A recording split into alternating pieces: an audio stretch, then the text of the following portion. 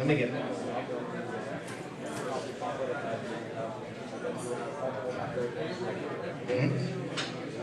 Let's try this one.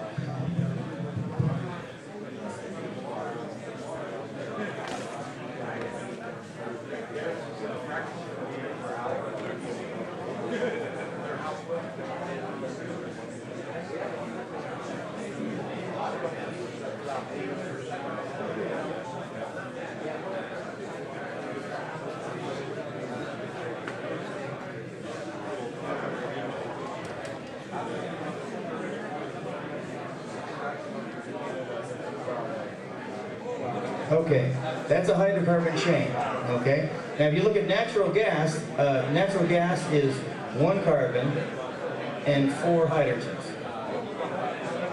Okay, that's a hydrocarbon. All right, now if you have 1 hydrocarbon, you notice that a hydrocarbon has 4 hydrogens, right? Well, gasoline can link, the new gasoline is about 26 hydrocarbons long, okay? It's a long chain that was never meant to be gasoline. Gasoline was meant to be about 12 or 13 hydrocarbons long, and it burnt inside an engine. Okay. Now we have this long chain because they wanted to make more gasoline out of crude, and so now they have these 26 hydrocarbon chains long. Well, if you break this chain here, okay, what happens? You're missing a hydrogen, right? Because it needs a hydrogen to be right here. Does everybody see that? Okay, so what HHO is literally giving the ability of being able to add extra hydrogen on the hydrocarbon chain, break the chains into smaller pieces. You know, it's kind of like you take a piece of a log and you put it in a fire, okay? Well, if you ever tried to start a fire with a 1 foot thick piece of log, it's kind of hard, isn't it? Okay, but if you cut that up into 1,000 pieces, how easy is it to light the fire? That's what we're doing, guys.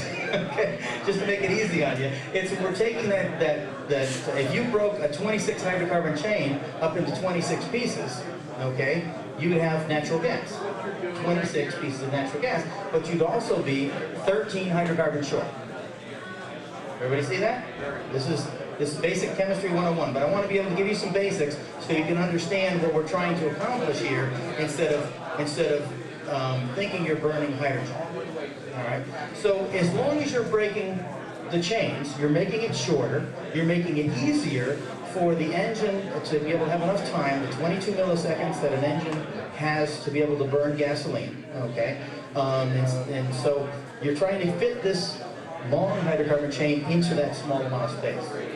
If you have 1, 2, 3 carbons and you break the 26 chain into 4 or 5 pieces, now you see you need that extra hydrogen.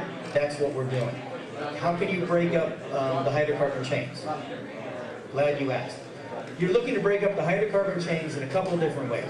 You can either do it mechanically, thermally, chemically, okay, magnetically. These are different ways that the hydrocarbon chain can be broken into pieces. When you break them into pieces, then you need extra hydrogen. But it's kind of like this. If you have a 2x4 that's 2 feet long, is it easy for you to snap? No, it's, you know, you got to be like me, Mr. Long, to be able to break it in half, okay?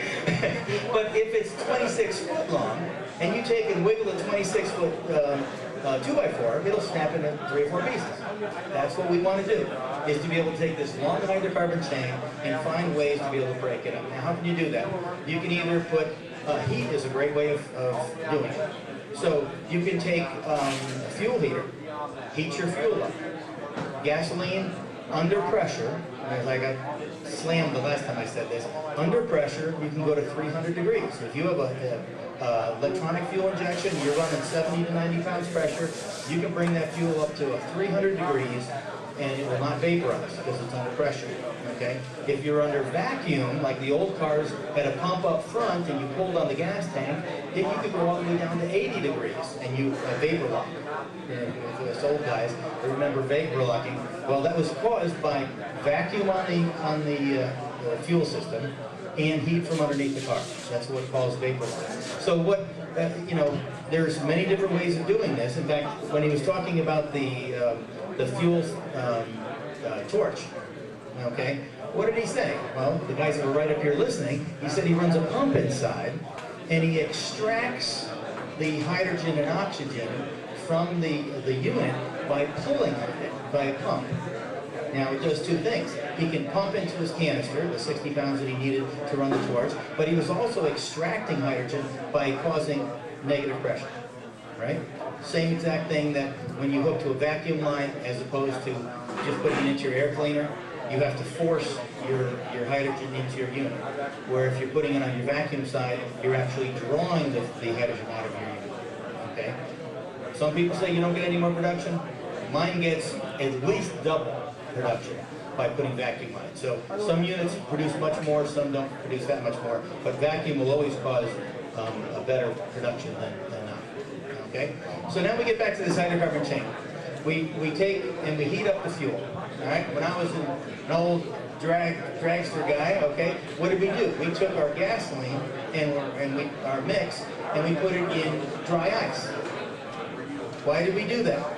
Because we wanted to compress the gas as much as possible, make it as dense as possible, and as cold as possible to be able to get it into the intake. Now, the intake manifold, because it was wet, the wetting agent of the cold gasoline running through the intake manifold cooled the intake, which meant we had more air and more gasoline going into the engine. Okay? So what do we want to do? Okay? Think opposite. If you're a horsepower junkie, you think one way. Well, we want to get mileage. We do the exact opposite. So we take and we heat our fuel, okay, and we stretch the fuel.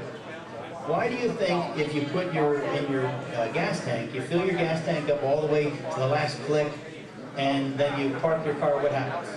Gasoline pours out of your gas cap. Why? Because the gas is expanding as it heats. Okay? Does your car know if you have expanded gasoline in it? No. Okay? So, what do you think gets better gas mileage? Dense gas or expanded gas? Just flail it out there, guys, okay? this is a two-sided thing here, okay? I need feedback. I'm a preacher. I'm not used to having to, actually I've been to churches where they go, you like that, you know?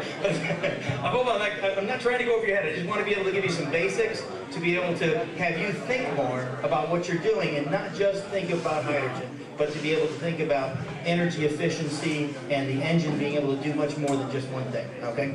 So, fuel heaters are a way of doing it. Magnetic helps to break down the ionic bond, which is what we're trying to do on these long chain hydrocarbons, okay? So, magnets, the only bad thing about magnets is they're not good at taking heat, all right?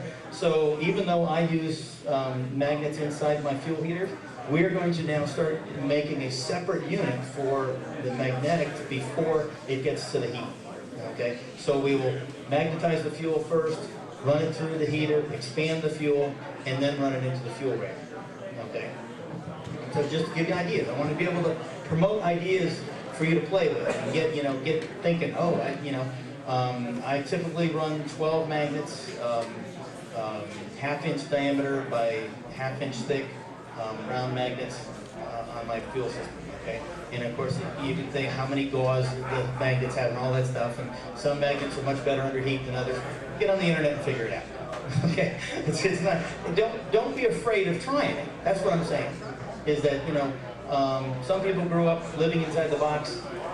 My parents, we didn't have a box. So we grew up. Both of my grandfathers were inventors, and so we had more of that inventor slurry going around in our house. So it's just allow yourself to be able to start thinking about these different things. Okay, now